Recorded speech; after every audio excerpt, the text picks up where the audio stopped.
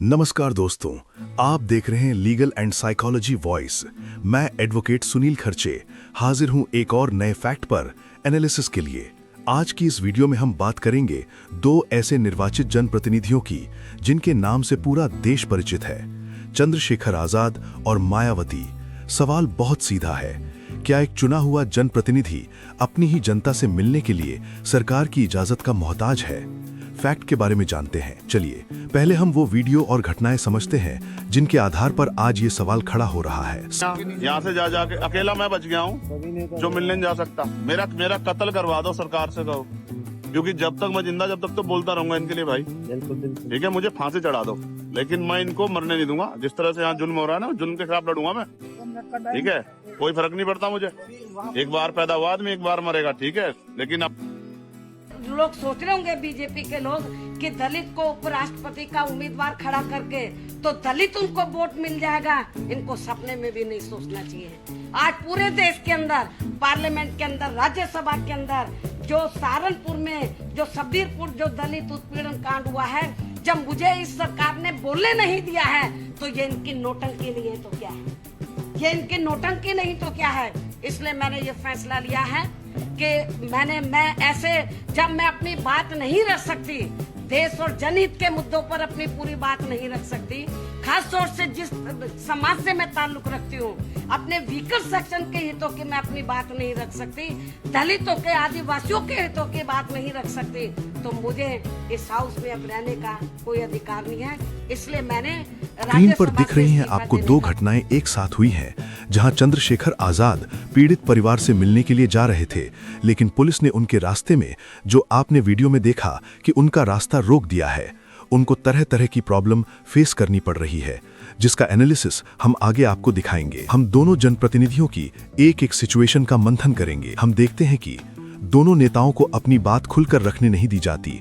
बार बार प्रशासन रास्ते में रोकता है, पीड़ित परिवारों से मिलने की अनुमति नहीं दी जाती, यात्राओं के दौरान लॉ एंड ऑर्डर का बहाना बनता है। कुल मिलाकर स्थिति ये बनती है कि कुमारी बहन मायावती को रिजाइन का ऐलान करना पड़ता है और एडवोकेट चंद्रशेखर आजाद को सरकार को खुद को मारने की विनती करनी पड़ जाती है। यहाँ से अनुमान लगाइए दोनों जनप्रतिनिधि कितने आहत हैं, ये अंदर से कितने पीड़ित होंगे, जो लास्ट स्टेज पर उनके मुंह से वो बात जो है बाहर आ जाती है। इससे पता चलता है कि इन बड़े नेताओं के आत्मविश्वास को तोड़ने की हर वो कवायद की जाती है ताकि ये कभी दोबारा ऐसी हरकतें न कर पाएं। उनके अधिकारों को एक सीमित दायरे में जानबूझकर संकुचित किया जा रहा है। ये सिर्फ राजनीतिक असहमति नहीं रखती, बल्कि एक सिस्टमैटिक रोक दिखाई देती है। तो ये हमारे फैक्ट्स हुए। अब सवाल उठता है, कानून क्या कहता है? चलिए अब बात करते हैं एक जनप्रतिनिधि के कानूनी अधिकारों की। सबसे पहली और सबसे जरूरी बात, चुनाव जनप्रतिनिधि जनता से मिलना उसका संवैधानिक कर्तव्य भी है और अधिकार भी। ये कोई पर्सनल विजिट नहीं होता, ये रिप्रेजेंटेटिव फंक्शन होता है। संविधान के अनुसार आर्टिकल 19(1)(a) बोलने और अभिव्यक्ति की स्वतंत्रता, आर्टिकल 19(1)(b) शांतिपूर्ण रूप से जनता से संपर्क, आर्टिकल 21 गरिमा के साथ सार्वजनिक जीवन, आर्टिकल 14 समानता का अधिकार। अगर किसी जनप्रतिनिधि को बार बार रोका जाता है तो ये सिर्फ उस नेता का अधिकार नहीं, पूरे क्षेत्र की जनता के अधिकार पर असर डालता है। ऐसी स्थिति में हाई कोर्ट में रिट पिटिशन, अनलॉफुल रिस्ट्रिक्शन को चैलेंज, एडमिनिस्ट्रेटिव ऑर्डर्स की जुडिशियल रिव्यू, पार्लियामेंट्री प्रिविलेज का सवाल, ये सभी संवैधानिक रेमेडीज उपलब्ध हैं। लेकिन अब असली सवाल ये है, सरकार ऐसा क्यों कर रही है? अब इसे साइकोलॉजी के नजरिए से समझते हैं। जब किसी बड़े जनप्रतिनिधि को खुलेआम रोका जाता है तो उसका असर सिर्फ नेता पर नहीं होता, पूरा समाज ऑब्जर्व करता है। जनता के मन में ये मैसेज जाता है, अगर इतना बड़ा नेता भी सिस्टम से टकरा नहीं सकता तो हम क्या कर पाएंगे? इसे कहते हैं फियर कंडीशनिंग, लर्न्ड हेल्पलेसनेस,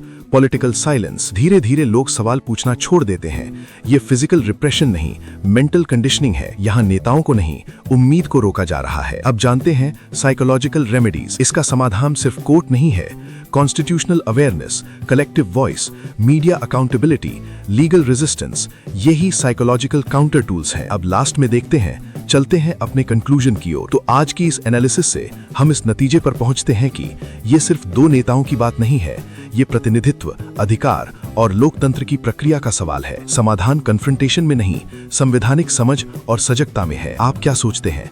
क्या ये लॉ एंड ऑर्डर है या रिप्रेजेंटेशन का सप्रेशन? कमेंट में बताएं। ऐसे ही इंटरेस्टिंग वीडियो देखने के लिए हमारे चैनल को सब्सक्राइब करें, लाइक करें, वीडियो को ज्यादा से ज्यादा शेयर करें। तो मिलते हैं नेक्स्ट वीडियो में, तब तक के लिए मुझे दे इजाजत। नमस्कार।